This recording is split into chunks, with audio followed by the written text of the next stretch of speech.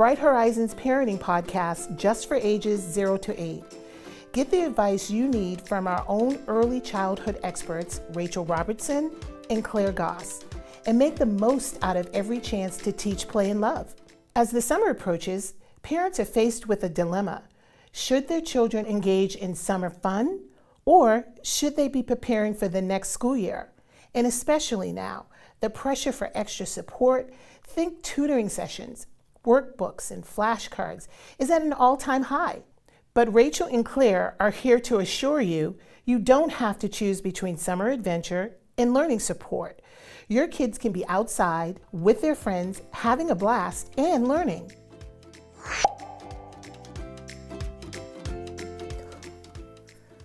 Hi Claire, I'm so happy to be with you again to talk about another really good topic.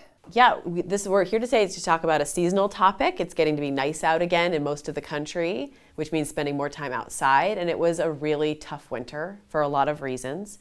So here we are. It's time to go back outside again. It's time to be with friends outdoors. And I know that this is always a tough time of year for parents because they're thinking about having their kids outside doing all these fun summery things, but they're also probably thinking about how school is going to be picking up again in the fall.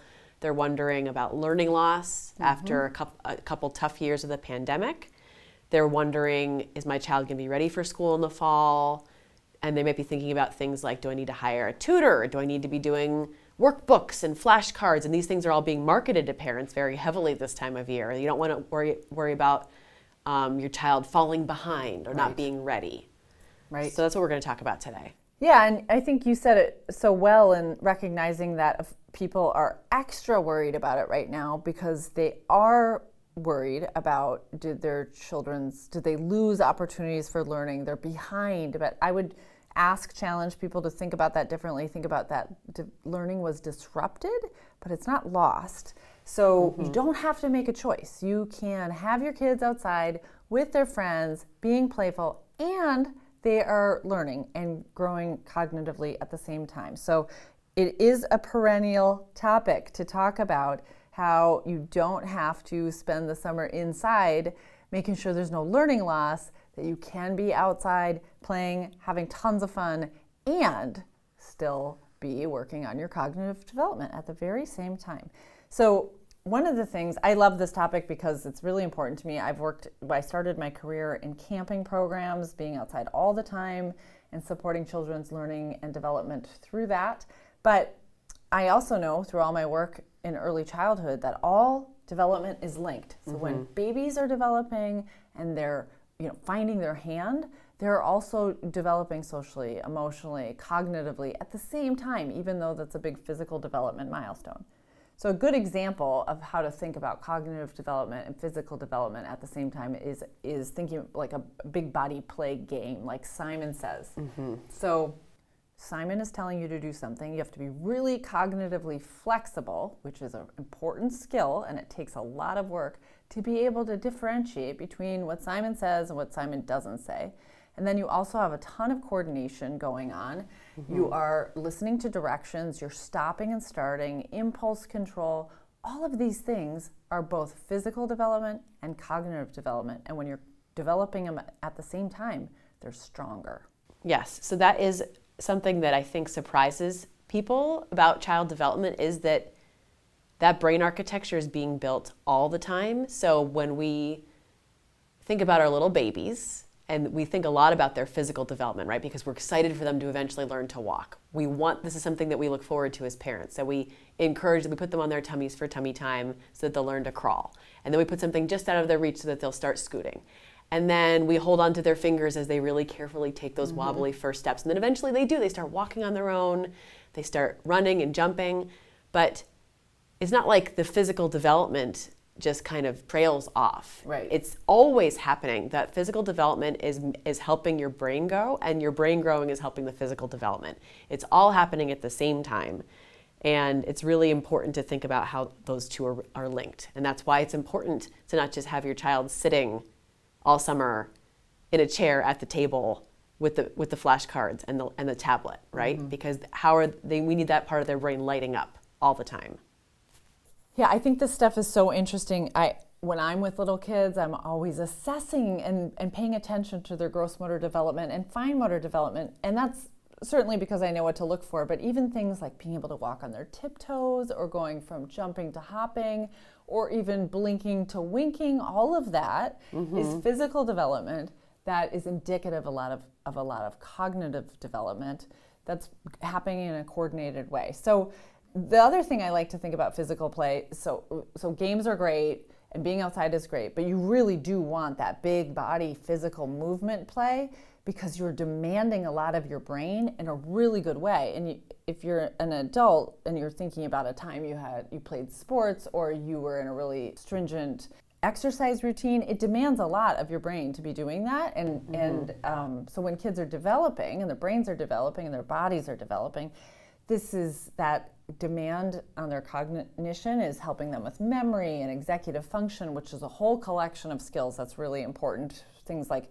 planning ahead and flexible thinking and working memory, and then controlling impulses, self-regulation.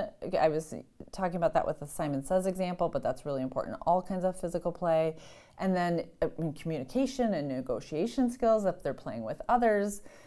And so that all that kind of is so important, and then so much more development is happening than sitting on a couch playing something that's passive or watching TV. So if you have to participate, if you have to be active in it, if you have to engage, if you have to make choices, even if they're not conscious choices, that's when the brain is developing and that's when the brain is working. So big muscle development, we've used that word, or large motor, gross motor. Let's just clarify that this is like you're using multiple muscles at the same time, like climbing, jumping, running, throwing, kicking, balancing. You're learning spatial awareness, figuring out where your body is in time and space. That's a thing if you watch little kids that are not quite sure about that. And the other time that happens is when you have children that are growing rapidly, that they're not quite sure. If you watched kind of middle schoolers playing sports, they don't know how long their arms are because it changes so quickly. And that's happening a ton when they're little. And these skills both happening while the skills developing at the same time that bodies and brains are developing is really positive and good for them. Healthy brains happen when you have healthy bodies. Yeah, absolutely. And if parents are worried about how to spend time this summer, I really want to emphasize that there's a lot of other, besides the fact that you're encouraging the cognitive development, the actual brain architecture is happening when you're outside moving your body. And you're also doing other good things for your child that will make them better learners in the fall. Things like their sleep is going to be better. They get vitamin D when they're outside. But also there's a lot of research showing support that the more time you spend outside moving your body around, the lower your cortisol levels are. That's the stress hormone. And we also know from research that the more stressed you are, the harder it is to learn things. And you have less confidence, less mastery. So, I mean, there's multiple studies that support this, but there was one in 2019. It was a huge, large-scale study of 20,000 people, and it found that being outside for at least 2 hours a week lowered blood pressure, boosted mental health, lowered stress, and that's for everyone, not just children, that's for adults too. So go outside with your kids, it's good for you too. But there's a lot of good opportunities for learning happening, and you're also setting your child's body up for that learning by getting them outdoors. And I think it's really surprising to people how much the reduction in stress, but also just real good physical care affects ability to learn. So happens, I have college students, we have to have this conversation a lot, that actually cramming for a test is not better than an extra hour of sleep.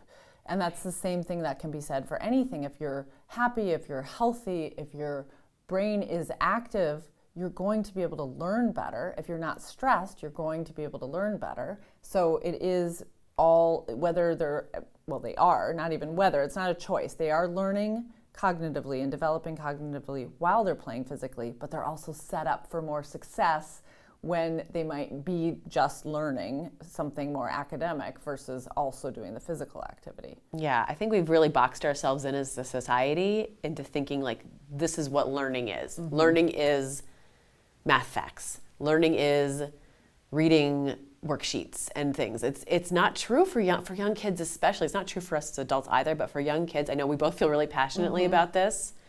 Learning is so much more dynamic than that, and the kids need to be using their whole bodies.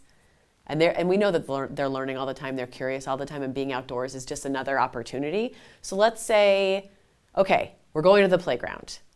And I'm a parent who's feeling like I'm a little worried about learning loss from the pandemic, or we're going for a walk. Maybe we don't live near a playground. Maybe we're just going for a walk around the block, or maybe they've got a big field behind my house, or the woods are behind my house.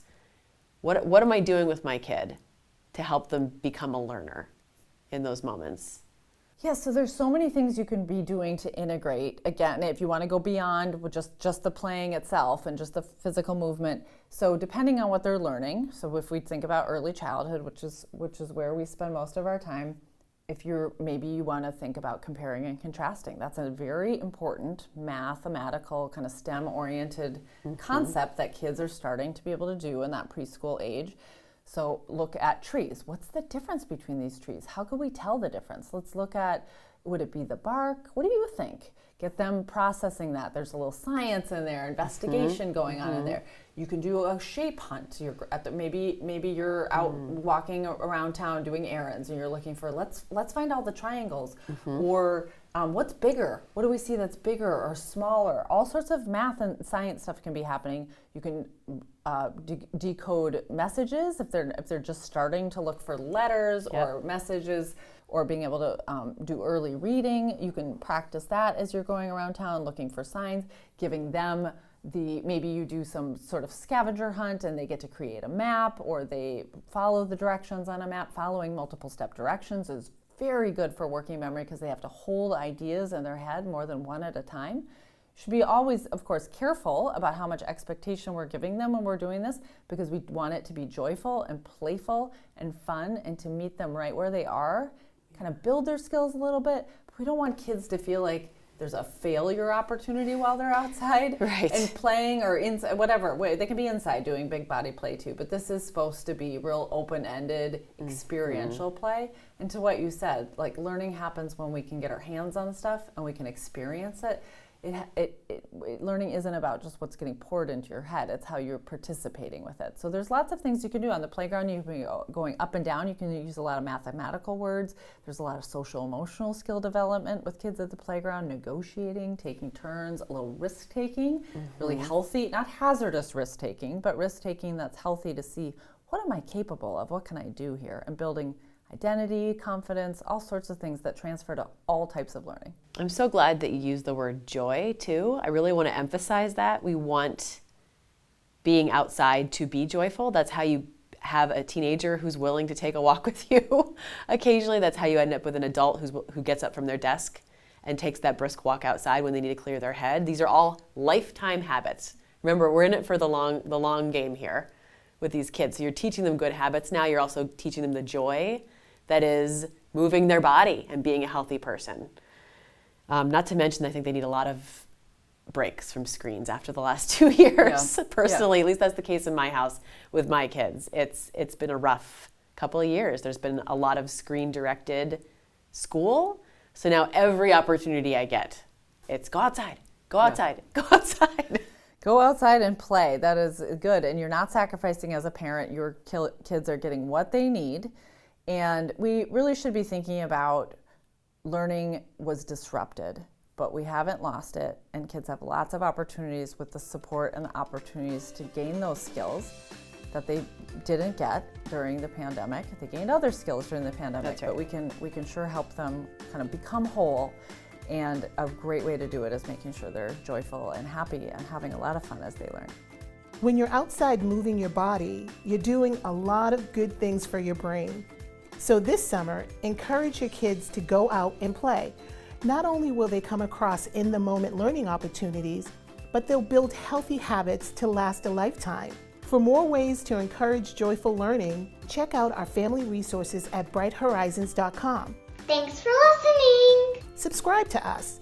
Find more episodes on Apple Podcasts, Spotify, or wherever you get your podcasts. See you next time on Teach, Play, Love. And discover parenting as the joy it was meant to be.